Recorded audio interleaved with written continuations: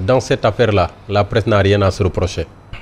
Am na ku ma ci doon discuter le jour bi ñuy def édition spéciale parce que moom il n'arrivait pas à comprendre pourquoi ñun on doit entre guillemets cautionner ce que Maïmouna Ndour Faye a fait et Babacar et ñoom li ñu def mooy lan donner la parole à quelqu'un et ki ñu jox la parole ñu ubbil ko seeni antenne mais c'est un Sénégalais. nee nañ buñ ko mënoon defaat dañ koy defaat. mais bien sûr et je l'ai dit à des confrères hier yu ma fekk foofu interview ma ne leen man journaliste la aujourd'hui dans ce contexte Madiambal est un centre d'intérêt pour tout journaliste parce qu'on a besoin de savoir am nañu benn son de cloche depuis lors presque moom rek ngay dégg mais si tu as l'occasion d'avoir l'autre version mais tu sautes dessus lii rek la et Maïmouna Ndour Faye s'est bien défendu hier bi mu ne moom violé wul code de la presse parce que moom li mu def elle n'a fait que son rôle de journaliste et de donner la parole pour avoir une autre version des faits. Des faits, oui. mooy li ma doon wax sànq ba fii benn partie la ñu doon dégg mais keneen ki tam bu mënee wax mais day wax. Combien de gens qui ont eu maille à partir avec la justice yoo xam ne la presse au Sénégal même fii sunu biir réew même à l'étranger ñoo xam ne jox nañ leen parole tant que ça contribue à éclairer l'opinion publique. Je pense que c'est un centre d'intérêt auquel la presse doit s'intéresser. fii lañ toll léegi nag li ma waxoon démb mooy tu sens et tu remarques dans ce pays qu'il y a une certaine classe politique tout le temps ñoom ñooy am problème ak presse bi ak régime bu mënti ñëw et ces gens-là très souvent sont du côté du pouvoir. Du pouvoir, oui. et nguur gi dina am foo xam ne fa lay toll mais du bëgg presse bi génnee yenn yi. Donc finalement dans cette affaire lu ñu ci mën a jàngat Babacar ak Maïmouna libéré nañ leen delluwaat nañu seeni liggéey. Pour le moment aucune charge mais kon kay li ñu leen doon jàppe j'ai envie de dire que dañu bañoon kon Madiambal wax mais toujours est-il que Madiambal wax na ndax dafa am lu ñu doon ragal am déet li ñu def waaw loolu la de finalement qui a donné l'ordre kan moo ordonné arrestation yi waa kan moo ko ordonné c'est la question que pose Tribune ce matin donc ñun foofu lañ toll et gis nga j'en ai discuté avec des confrères également avant-hier ma ne ko ñun toll nañu foo xam ne le combat doit être commun ku ci nekk nag ak sa ligne éditoriale ku ci nekk ak sa pété mais tant qu'il s'agit de presse restons ensemble restons soudés et menons ensemble le combat foofu lañ toll tey jii am na ñu fekkee jamono ji am na ñu fekkee woon jamonoy démb mën cee témoigner et c'est parce que ñun sunu situation sunu comportement par rapport à ces faits qui nous arrivent mooy déterminer sunu ëllëg parce que yeneen événement dina ñëw ëllëg yeneen événement peut-être sax yu gën a métti mais il faudra que la presse puisse faire face parce qu'on a eu des aînés qui ont anobli ce métier on a eu des aînés qui ont tracé la voie nous on n'a pas le droit de faire moins man foofu laa toll donc j'appelle tous les confrères vraiment ñu ànd ak sérénité mais surtout unité dans l'action et c'est heureux que ce front-là d'ailleurs soit mis en place. Officiellement oui. Ce sera demain à travers une assemblée générale disons constitutive mais on a déjà posé un premier jalon hier une manifestation de soutien à nos confrères et Maïmouna Ndour daanaka mu ngi koy rappeler démb signalam ci TNT bi dagg nañ ko pour un organe de presse qui reste 3 jours sans diffuser mais c'est un manque à gagner énorme. C'est un manque à gagner. Et xalaatuñu ne y a des pères de famille derrière, il y a des responsables de famille derrière, il y a des soutiens de famille derrière. Ou bien tout simplement c'est des Sénégalais yoo xam ne ñoom ñoo fay liggéey. Donc pour man toute cette affaire-là vraiment doit cesser. Que les autorités reviennent à la raison ñu xam ne ay Sénégalais la ñu ko sekkal te ñun dañoo war a jàmmoo parce que ñoom tamit soxla nañu presse bi. Un pays sans presse n'existe pas. Absolument mënul dem sax. ku fi yegg pouvoir tam presse moo la jàppale tamit de mu ci doon tam il faut quand même le reconnaître. moo fi ne. mi ngi noonu on revient sur le cas maître Amadou Sall. avec les gendarmes. alors l'ordre des avocats exprime également son indignation totale. non fii laa ko waxee barke démb parce que loolu lan la wut ci débat boobu noonu man damay am kersa sax pour ñëwaat ci li waral coow li lu ñaan xaw ma alcool test ak yooyu parce que maître Amadou Sall quoi qu'on dise.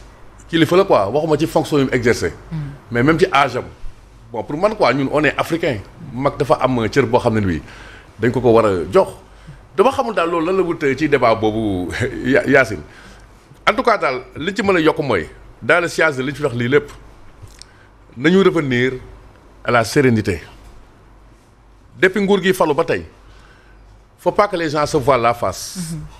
ki taxaw ne dafay effacer ñiy wax ñi nga xamante ne depuis opposition xam nga mine de rien Yacine gars yi dañu ko seetlu.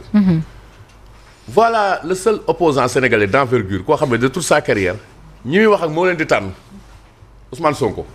depuis l'éclatement de l'affaire des 94 milliards ñi muy wax ak moo leen di tànn ñi muy wax ak mooy ñi nga xam ne ni gis nañ leen tey ñu seeti leen ñu jël seen wàll ci nar yi nga xam ne ñii seen agitation yëpp nekkutuñu woon ci journalisme. dañ doon a xeex pour après ñu jox leen seen wàll mais ñu jox leen seen wàll pendant qu'on y est mais même affaire 94 milliards yooyu mais nañu ko wax et nous disait que moom dañ ko doon tuumaal ana compte 46 milliards bi ak lii yëpp lu concerné Ousmane Sonko durant toutes ces dernières années xam nga on a entretenu beaucoup de confusion de manipulation yaa may dégg léegi nag ñoom dañoo yore pouvoir c'est-à-dire mënuñu tey kenn wax fii encore une fois foofu xool loolu moom dañu noppal quoi dans la mesure où dañuy respecter loi yi bis bu ñu xëyee di lañu wax mais nga baal ma quoi foofu et puis bu ñuy wax tam liberté de presse il faut penser à Abdou Nguer à Badara Gadiaga. Oui. Beaucoup de journalistes dans ce pays pendant des années ont déserté leur rôle, ont préféré se réfugier dans l'indifférence et le silence.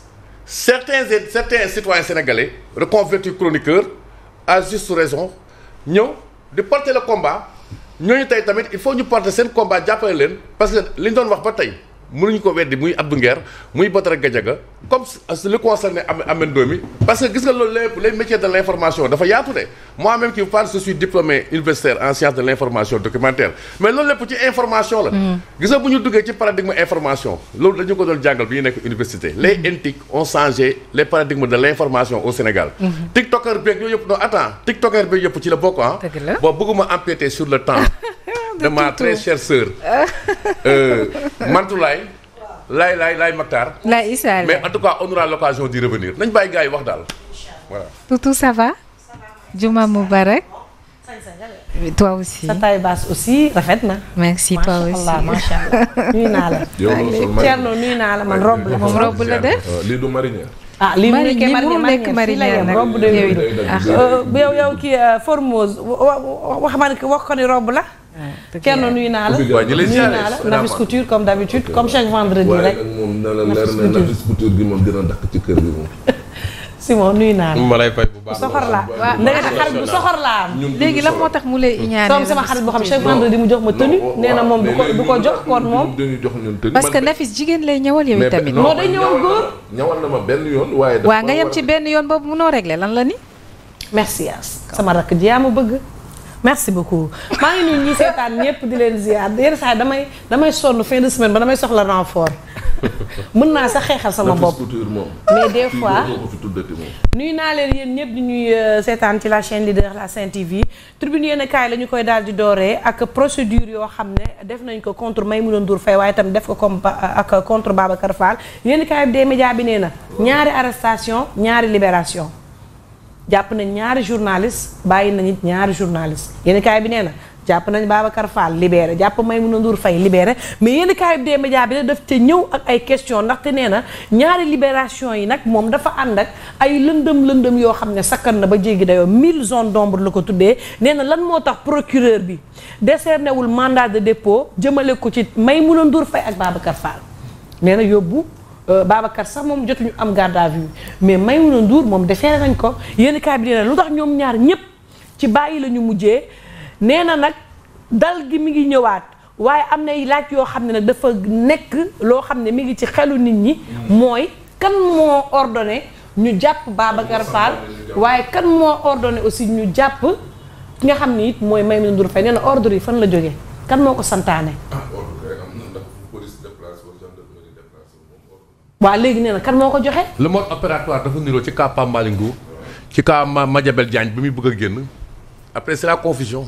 waaw léegi kan moo digle jàpp yooyu. yéen a donneur d'ordre. waaw kay kan moo digle convocation yooyu. waaw. avant de moom cybercriminalité waaye fan yii moom constat bi mooy. section de recherche waaw fa la ñuy woo gars yi. waaw léegi yéen kaay bi nee na yéen kaay bi nee na kan moo ordonné arrestation yooyee nee na libéré nañ leen nag te amul benn charge boo xam ne retenir nañ ko contre ñoom maanaam dañ ni jàpp leen ba pare ne leen ñibbi leen amul lenn loo xam ne tegu na ci seen ndodd loo xam ne lu jëm ci wàllu yoon la nee na nag la nga xam ni moo njëkk ci seen i arrestation moom mooy réseaux sociaux yi nga xam ne ak yenn ci ay médias dañoo relayer ay éléments yoo xam ne ci enquête bi la nekk ca officiel agul maanaam bañ leen jàppee rek tuuti dafa am ñoo xam ni dañoo nekk ci réseaux sociaux yi am ñoo xam ne ñoo nekk ci yenn ciy médias tàmbalee wax lu nekk ci biir enquête bi loo xam ne officiel agul maanaam waxuñu ko pour ñëpp xam ne lii lu wér la neen nag ñu ngi doon wax ci boobu ay charges yu diis yu teg contre ñaari taskatu xibaar yi loo xam ne daanaka lu spectaculaire la yéen kaay bi des médias bi daal ne laaj bi samp moom moo di kan moo ordonné ñu jàpp Maïmouna Ndour Faye kan moo ordonné ñu jàpp it nga xam ni moom moo di Babacar Fall Tribune daal di ñëw ci nga xam ni moom moo di ordre des avocats bi nga xam ne naqarlu na bu baax a baax